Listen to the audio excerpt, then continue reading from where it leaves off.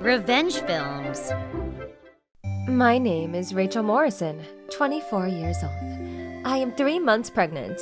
My husband Thomas is a very honest and serious person. He also has a strong sense of justice than the average.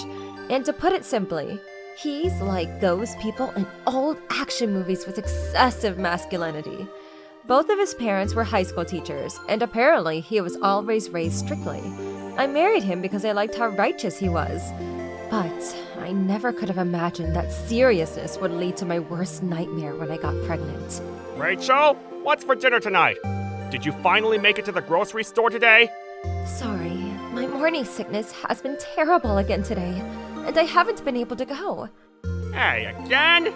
If you can't even get things done around the house, shouldn't I ask my mom to come help you? It's fine. I feel bad having her come so many times. I'm sorry. But would you mind buying something on the way home?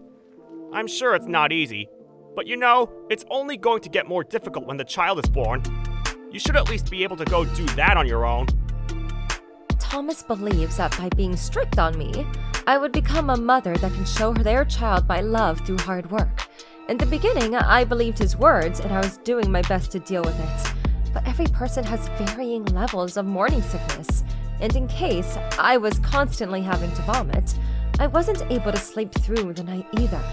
My migraines and dizziness were so bad that I wouldn't be able to stand up some days. Since I couldn't go anywhere, the only person that I could talk about it to was my mother-in-law that would sometimes come over. However, of course, I had morning sickness too, but I just dealt with it and I still take care of everything around the house. I even made my boys' clothing all by hand. Back in my day, it was almost mandatory for women to know how to sew. I see you, but I'm thinking about going to the doctor just once to get an opinion. It's a waste of time and money. More importantly, how long are you going to rely on me? I'm quite busy, Even though she was meant to be there to help me, my mother-in-law stopped lending me a hand at all, and instead forced me to start sewing baby clothes myself. There was nobody around me that was understanding of my situation, and I was suffering. You are pathetic. You have to do it. That's all I could say to myself as I pushed myself to do it. This is all just frozen food. Get it together already. I'm sorry, but just smelling food and products makes me nauseous. Do you think your child is going to feel any love by eating frozen food? Don't you feel sorry for them? Of course, that's what I want to do, if I could. But right now... That's just an excuse. Go out to get groceries one more time. It's all about your mindset. You got this. That's what I was told. And even though I could barely stand up with a migraine and exhaustion, I went out to the grocery store again alone. I was dragging my body and somehow managed to make it to the supermarket. But with all the overwhelmingly nauseating smells around the supermarket, I had to run to the toilet multiple times. I couldn't bear it anymore.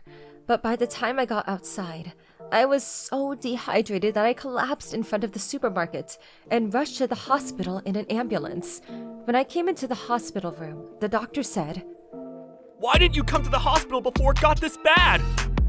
"What do you mean, this bad?" "You have hyperemesis gravidarum. At this moment, your child is safe, but there's a high risk of miscarriage." Everything around me turned dark in an instant.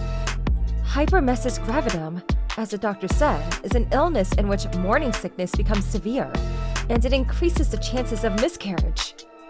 If you leave it untreated, you could suffer from dehydration or malnutrition, and could even lose consciousness. In worst-case scenarios, it can even leave after effects on the brain. No way, but I was doing my best. My eyes were welling up with tears, not because I was sad, but because I was angry. You're not trying hard enough. You don't have enough love. I was overwhelmed with anger towards my husband and my mother-in-law, who were forcing me to push myself with these ridiculous words.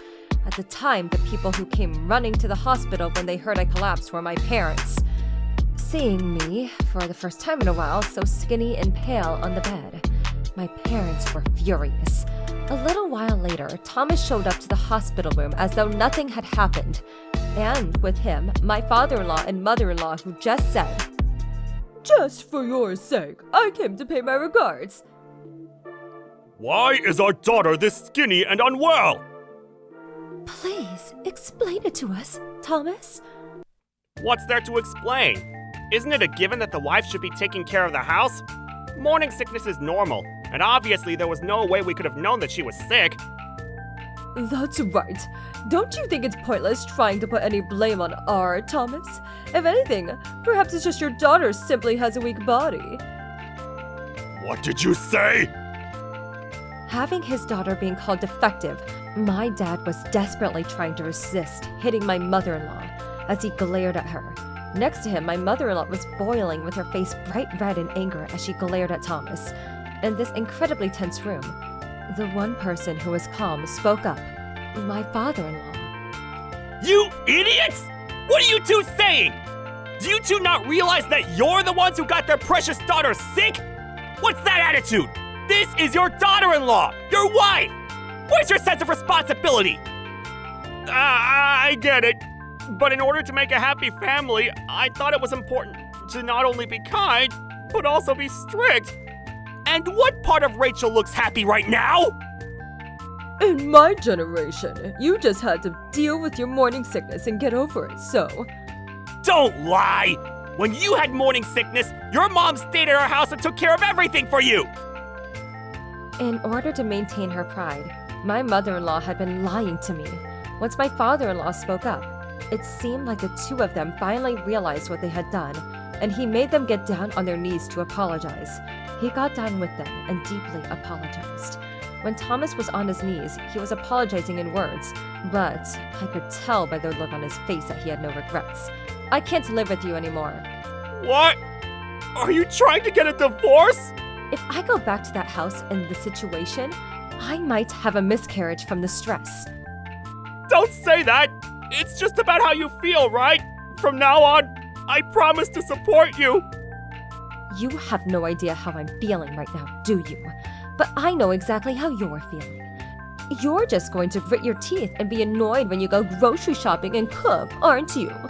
As I stared him down, he forced a smile. I want to do it. Please let me do it. Anybody could tell that he was lying. My father-in-law also said, Can you please rethink this? Would you be able to give us some time? and tried to negotiate, but it didn't change my decision to want a divorce. And more importantly, both of my parents were fully there to back me up. When I moved back into their places, they helped me take care of everything around me. And thanks to them, I was able to recover quickly. Thomas and his family were against the divorce, so they desperately tried to turn things around. I'm sure you'll reconsider when the baby is born. Until then, I promise I will re-educate that kid, okay? I truly am sorry and regret what I did. Please live with me again. They kept avoiding the divorce paperwork, and it was on hold. Time flew by, and I was able to safely give birth to a healthy baby. I don't know where she heard the news that I had given birth already, but my mother-in-law came by herself to see us, and my parents stopped her. You did a great job! Now let me see my cute grandchild. Who would we ever show the person who put my daughter's life in danger? Please don't say that. It was all my fault. I'm very sorry for that. Please, just let me see my grandchild's face. Please, go home. Thomas saw his mother come home in tears.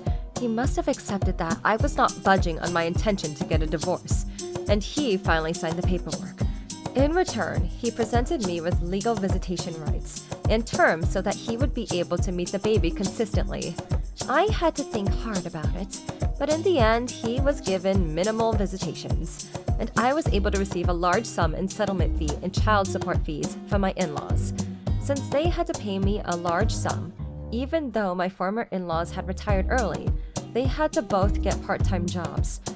My ex-husband quit his full-time job and apparently is on a tuna fishing boat where I'm sure he's able to exercise his determination and mindset every day. After that, my baby has been growing steadily. And now, I can think carefully about the next steps, prioritizing my baby and me. How was today's video?